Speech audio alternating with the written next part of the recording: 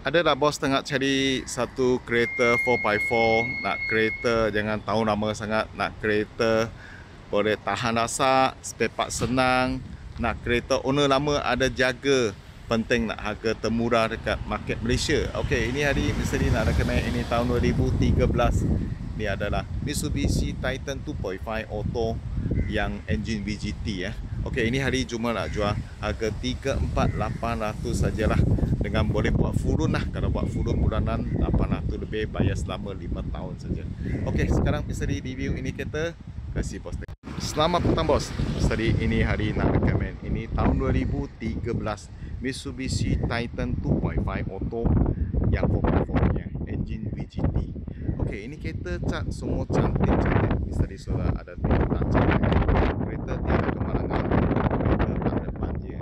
Kereta ni engine, gearbox, suspension okey, tak ada masalah. Aircon sejuk dalam interior pun boleh kata okey lagi lah, boleh kata terima lah, boleh terima punya.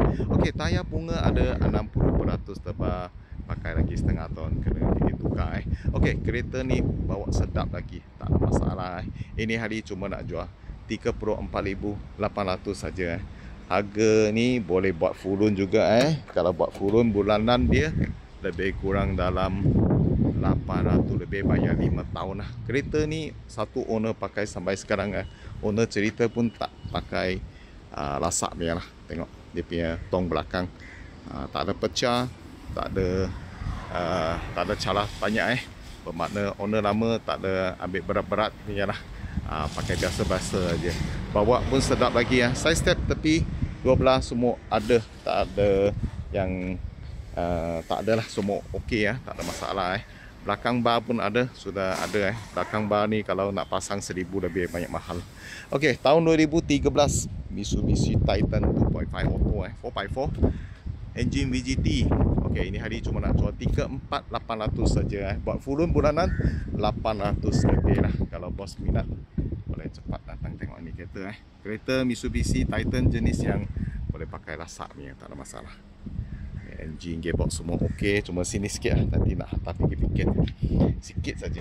Tapi pintu pun okey lagi, boleh kata elok lagi. Belakang seat semua kurang duduk lah, boleh kata kurang duduk lah, biasa kurang duduk lah, baru ada condition macam ni macam baru-baru ni Okey, tahun 2013 Mitsubishi Titan 2.5 Auto 4x4 VGT Okey, ni hari cuma nak jual 34,800 sajalah. Kalau bos mau ini kereta, cepat kontak Misteri. Setiap hari Misteri akan post 2 video. Tolong bos dapatkan kereta terpakai harga termurah dekat Malaysia. Sila follow Misteri punya video. Sekurang-kurang boleh dapat kereta yang bos suka lah.